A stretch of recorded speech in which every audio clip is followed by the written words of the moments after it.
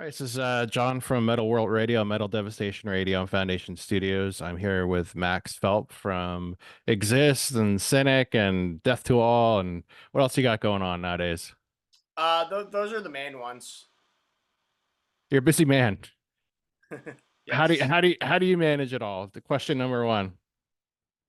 Uh, I don't even know. I mean, like, because I do that. I teach, private lessons, and then I do freelance work at home, which is more like wedding gig kind of stuff. Yeah, So yeah, I don't know. I just a lot of I try to be very organized, and I guess I just work hard and you're try to time manage well. you are a working musician. So I'm friends with Jason from The Obsessed, and he's I know he teaches private lessons and he transcribes a lot of music, and there's definitely the love for music, right? Right. Keeps you going. Yeah, for sure. For sure. Are do you have a theory background? Yeah. You do? Yes. You studied where did you study? So I most of my study was with a private teacher named Maurice Arenas, he's like a New York studio rat kind of guy, Cool. who's like scarily equally adept at both jazz and classical. So I'm definitely more on the jazz side of things. Uh, Uh, but and then I studied with a few other teachers, more for like the jazz theory sort of stuff and jazz and I went to a college called McDaniel, but I was only there for one semester before I dropped out because of the Cynic thing essentially, and that kind of yeah. set me in motion. So I've still taken like private lessons after that, but a lot of it's just like formal training through private lessons. Yeah, I noticed your posture while you play gave it away. Oh really? Yeah, yeah. I feel like You're I'm very not. like you look proper. You look proper Man, like you're not I like you're feel not I feel like that wasn't even until recently because I've always been kind of spacier on certain aspects of the technique stuff. I feel like, but yeah, I don't know. I guess I mean I try to keep the headstock at eye level, but live usually it's like way lower these days. Just to yeah. look cool at the expense of I back future back pain. right. Yeah, maybe I don't know. Those guys are pretty light. So Yeah. yeah. Actually, I was talking with Bill Steer from Carcass, and he had a shoulder injury from playing Les Pauls, which Oh, those are brutal, man. I mean, I love them, but like, yeah, they're yeah. it almost ended his career. I didn't know that. I was like, holy shit. So I want to talk about we got a new record here. I picked it up. Yes. I met you guys, Death to All. I did the meet and Right. greet. I had actually met you years ago, and I That totally in forgot about it. London? Did we meet in London? Yeah, yeah, yeah.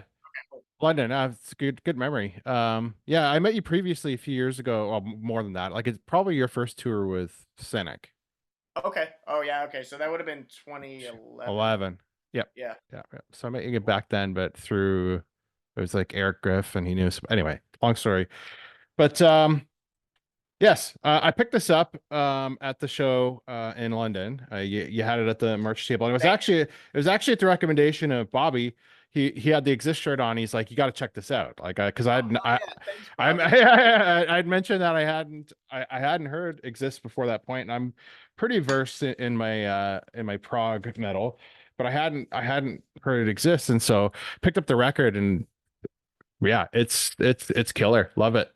And I started digging into your back catalog as well, but I want to talk about this. I also checked out the Blue Light Infinite video, which was cool. I got a kick out of that. That was really Oh, cool. thanks, man. So, yeah, tell me a little bit. I know it's a great album, long album, killer. Tell me a bit like the process in writing it, and I did notice. I think he had was it Anoop Sastry who was working on this one as well, and their Yeah, previous he ones. he mixed it. He mixed the record. Yeah. Yeah, he was in a band out of Toronto here called Intervals for a Intervals. while. Yeah. Great stuff. But yeah, so tell me about the record, the writing of it, and like what your plans are. I know you just put out in April, and you haven't had a lot of time to tour for it, so I just wanted to get, I'm wanting to see if you're coming out this way too, of course. I want to see you guys live now. Not in the immediate. We don't have current plans to, but I mean we want to tour as much as we can. Obviously, the logistical thing is challenging with a band like this, because we don't make money doing it. Yeah. And on top of that, it's like both me and Alex, the bass player, do so many different things that we're always kind of playing like schedule Tetris. And our drummer Brody plays in a band called Invent Animate that's like super busy. So he's almost all of our foreseeable shows right now are with a fill-in drummer. But yeah, so as far as plans, we want to tour as much as we can with it. We just try to do it without killing ourselves like financially, but we certainly plan to. We're about to play 4 shows that are still happening after this airs, I guess, on the East Coast, with the guitarist and his band Pohawk. Yep. And so we're doing those. We're playing New York, Pittsburgh, and then sort of Washington D.C. area, and then Baltimore, and then we've got some stuff in the works for early next year that'll take us a little further. But I don't know if I should completely say what it is yet. Yeah, I'll keep my eyes peeled. So are you guys all in the same geographic area? So 3 of us are in Baltimore, and then our Brody, our drummer, is in Atlanta. So when you're writing, are you guys doing it together, or do you kind of do like collaboratively online kind of thing? It's more remote at this point. So we definitely started as a band where it was like a very organic, like in the room. We used to have our weekly get together before our first album, Sunlight, and then increasingly it became more of uh, not always a remote thing, but a thing where it usually be like 2 of us working at a time, or and then like kind of working on the studio stuff together. So we do get together for certain things in person. I mean, were rehearsing as a band the last 3 days because of getting ready for these upcoming shows with our with a fill-in drummer who's lives in Philly right now, Joey Ferretti, great drummer. He's also on that Pohawk stuff. But yeah, so a lot of the writing actual part of it, yeah, that's done more remotely. Sometimes 2 of us will get in the room together for certain things, just because the 3 of us who are up here are in pretty close proximity together. But it feels more like it's a lot of the process is a remote thing where we're all kind of like working on our own and sending files around, sending Guitar Yeah. Pro files around. We use Guitar Pro. Like I'll transcribe everything in there, send it to the guys, and then the drummer will transcribe his parts in there, and then we can kind of use that as a frame of reference to demo things.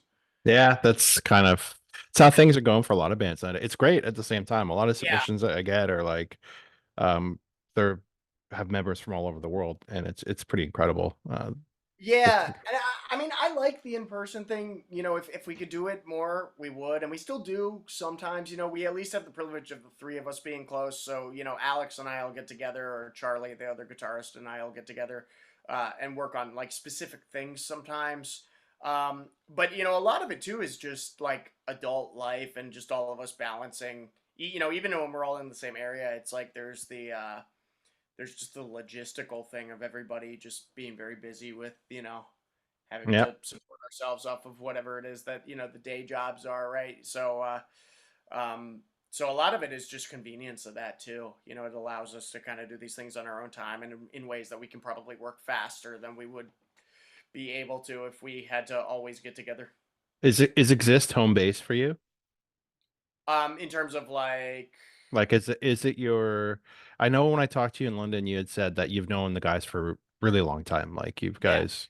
So is Exist kind of like?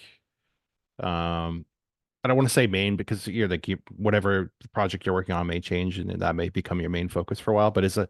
is it kind of like a coming home when you come back to Exist? Yeah, I would call it my main project just by, and that's not like dismissing anything, but obviously I play in these bigger bands that are more of like I'm just stepping into a role and it's very objective what I do, and they're things that like I'm really grateful to be a part of, but they're things I've been a fan of for like years. So it's a very different sort of relationship to it, where it's like, they're sacred in their own way of me coming Right. in and like kind of playing this role, but Exist is yeah, kind of more like my baby and more where my identity is. Yeah, that's Um, kind of the vibe I got. Yeah. mhm. Just wanted to check in. I want to know about the Blue Light Infinite video. That was I like I said, I got a kick out of that. That was it was eye-opening. It had me chuckle a little bit too. Tell me the concept, how you put it together, who directed it. I'm just curious how it all came to be. Sure. Yeah, we had so much fun making that, man, and it was kind of like because the album was finished for a long time. It was mixed like a year before we actually released it, and some of that just had to do with label schedule, and the some of the delays on vinyl as well, Yeah. which have still been a thing, I guess, post COVID. But we had that kind of moment where it was like, all right, we need to make a music video, and there was kind of that debate of like, all right, we don't really have a lot of time to like figure something out, and so do we do the more generic thing where we're just playing, or do we really try to do something where it's like a story that maybe relates to the lyrics? And I remember having that moment, and then both my wife and just the guys kind of everybody kind of pushing to like, oh yeah, let's just you've got a basic idea, the lyrics are about something enough to make a concept out of. And so yeah, we made that decision, and it was a lot of work because it was kind of crunched in terms of the time frame we had to do it in, but man, it ended up being so much fun, just coming brainstorming the ideas. And so yeah, the song is sort of loosely about I guess just how people can be completely absorbed in these concepts with the internet, and you can be totally isolated, but you can just kind of go down this rabbit hole of being obsessed with something, whether it's politics or just sort of an ideology, or even just weird interests, all sorts of stuff. So we tried to kind of take these parallel stories that were relatable enough to real things, but maybe still niche enough just to I don't consider it like a political video. It's more just kind of a jab at like yeah, just the rabbit holes that people fall into, and maybe the obsessions that people can develop, which in a certain way aren't real. They're only as real as you make them, right? Like Yeah, it's yeah. very easy for people to get carried away with these things, and I think that that can lead to a certain kind of depression or a certain kind of yeah, just way of thinking where you're really deep down a rabbit hole of like an ideology or something that, yeah, and sometimes it's like it's almost abstract and it's this thing that builds on itself, and I think that's something that's really easy to happen. And so the lyrics are very much about that, Yeah. and just that general concept. And I think that's something that's relatable to all of us because, even if you're not falling into that, you're at least being splashed by it by people who are. Yeah, I was gonna say like it totally reminded me of people that I know, and Yeah, I think everybody knows that person, and they yeah. come and they come to a gathering and they say some totally crazy shit, and you're just like, what?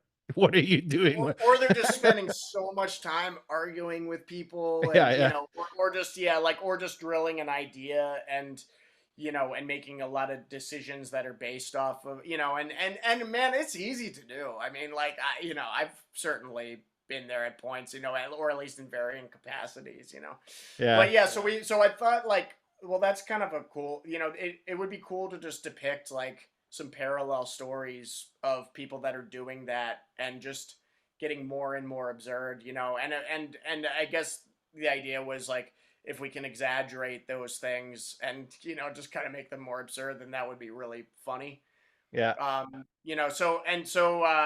So everybody thought the idea was cool, and then the question was like, all right, well, what are the parallel stories? And so I have a very close friend um, who I grew up with. I've known him since I was 4 years old, and he's the guy who got me into guitar initially, and he's just a very funny person. Like he's one of the most creative, just funny people I know, and he's very much on the same wavelength with stuff like that. So I called him and I asked if he wanted to co-write it with me, and he helped me come up with those concepts, and we kind of just for a few weeks we were just shooting things back and forth of like, okay, what are these stories, and like what are the ideas for the text boxes and stuff like that. And he's not even a metal guy, he plays more like this kind of Steely Dan versus George Harrison kind of music, Yeah, and yeah, yeah. but yeah, but man, it was really fun coming up with that, and then having a game plan as far as like how we shot it and putting that all together, getting Brody, our drummer, to come up from Atlanta, and then just having the extras involved and having a whole game plan to do that. So yeah, my friend and I, my friend Dan Powell, that's the guy I was talking about. He co-wrote it with me, and then I guess I directed it in terms of like storyboarding it, but it was with the help of our friend, and he actually has played keyboards live for us. He's not currently, but he's in the past, like pre-COVID, he was always like our fifth member. Jordan Miller is his name, and he's a really great. He's a great musician, but he's also a film guy. So that's kind of his main thing these days. He directs horror movies, and he's really into that whole scene. So he shot the music video and helped kind of set things up, and I guess and we bounced ideas for the directing as well off of each other. But everything had to be sequenced very closely to like the second of every little scene. Yeah. So yeah, and then there's a guy in Costa Rica who's a friend of mine who he had worked on some other things for some of our other projects, and he works with the label The Artisan Era a lot, doing like lyric videos, but he makes really great music videos. His name is Andres, and he has a brand called B2 Cree, I think it's pronounced. Um, but anyway, he did all the like graphic stuff that went behind the green screen. That So was, yeah, it's really it's awesome. I'll be posting it as well during the interview and stuff, so people can watch it and everything. So great. It's awesome. Awesome thanks, man. video. So Thank you. I thought I mentioned that. I'm curious, where did you record the record? Just Uh, Different locations. So we recorded drums at Atlanta with an engineer named John Douglas. And so that was in his studio, and I went down to Atlanta to work with Brody on that. That's Brody, the drummer's home base. So, and then the guitars and bass was all just engineered by ourselves, and the synths and the VSTs and stuff like that. So nice. that was all just Alex, the bass player, and Charlie, the other guitarist, and I, just in our own respective home studios. And then vocals, I recorded kind of half of it was with Mike Semeski, who actually played in intervals as well, or Oh, he was the singer all on right. that Yeah, on first the intervals one album. sing the one album with vocals. Yeah, yeah, yeah, Yeah. Yep. yeah. Yep. So, and he's been in a bunch of other bands, kind of in that scene. So I recorded half of the vocals with him, and then half of them, like mostly just the screaming stuff, on my own. And then he helped produce that stuff. So he also helped a lot with the vocal mix and the editing on certain things like that. And he's just I've learned so much from him. Just he's engineered a lot of stuff I've done, but he's also almost like a vocal teacher for me. Yeah, the record sounds great. It really pops. First thing I noticed when I popped it on, it really like it's it's very broad. It sounds incredible. Love it. Thank you. Great Thanks. And, mix. and a lot of that's a testament to all the engineering of everybody involved. And yeah, all different locations for all those things. Charlie, the other guitarist, did all the soundscaping stuff. He's really, really savvy with all the synths and just kind of creating all those sort of more psychedelic sounds. And then yeah, Anoop did the mix, and a guy named Chris Crummett did the mastering on it. So yeah, it's all those things. Awesome. I'll just for the last couple minutes here, just some quick stuff. So for I guess Death to All, you have any more dates for the rest of this year, or are you guys pretty well done year round? Not this year, no. There's talk about next year, but it's still kind of getting ironed out, I think. I think it's obviously amazing because a lot of people didn't get a chance to see Death, like you know. y- Myself included. So what's yeah, and so must be quite the experience because you've got to play with all the guys who you know. Yeah, it's dude. Honestly, the best thing about that whole thing, because it's a huge honor to do that. And yeah, it is big shoes to fill, obviously. And it's kind of a crazy thing. Like it's not really a possible. You can't you can't be somebody. You can't, I just try to do as good a job as I can playing the songs, Yeah, and that's you all there is to you it, right? nail it. By the way, Um, everyone listening, Thank you. he nails it for sure. But the best thing about that is honestly just those dudes. Like like we have a lot of fun doing it, and everybody gets along really well, and it just it feels like a kind of family situation where we all just I don't know. It's just kind of a lot of fun. It's like it feels like a really healthy situation on a personal level. Yeah, So I think that's a lucky thing. I catch that vibe talking to the guys. They obviously like to laugh. Yeah, They all know each other real well. Yeah, and you've got to work with a few different lineups of Death too, which is that's incredible. yeah, So yeah. I'm really really lucky. I'm looking forward to seeing what's on the radar for next year. I'll always go see those shows because it's great. It's the best tribute. And and the last bit would be I guess Cynic. Again, just wondering what's on the horizon and So I'm not really doing the upcoming Cynic shows, and honestly, that really all just boiled down to schedule conflicts. So back in the spring, there was like just a straight up time period where there was a Cynic and a DTA tour booked at the same time. yeah. And I'd been doing a lot of I'd been doing all the Cynic stuff the previous year, but it just was one of those things where it got to kind of be too much. And then even for the foreseeable future, I've needed to just step back a little bit. So I'm doing one show. Mike Gilbert is playing guitar right now, which is he. I don't know if you're familiar with Severed Savior. Yeah, I am. Yeah. So he's like, yeah, he's kind of the mastermind behind that stuff and crazy, crazy guitar player. Like phenomenal. So he's been playing guitar for the last few Cynic tours, like really just everything this year. The last shows I did with them were in Japan. I'm gonna do Maryland Death Fest, but just on vocals. And then, as far as the foreseeable future, I honestly have no idea. I'm still tight with all those guys. I love them. Paul and I still talk. And like pretty regularly. And so I think it's just one of those things we'll just have to kind of wait and see because it was one of those things where I guess going back to your question of how do you do it, I hit a point where it's like, oh, I can't. Yeah. Yeah. But Cynic it's one of my favorite bands, and so it's one of those things like when the opportunity arises, like if things kind of converge in the right way, I'm certainly down to do it more. But for the foreseeable future, I'm not doing the majority of those shows, just MDF on Yeah. vocals. Yeah. I mean, that's incredible. Like, I grew up a fan of those bands as well. So it's like, I can only imagine. I'd be shitting myself every day. Yeah, I mean, that was the first of those gigs that I did. And at the time, it was like pretty much the most surreal thing that could happen to me was, No kidding.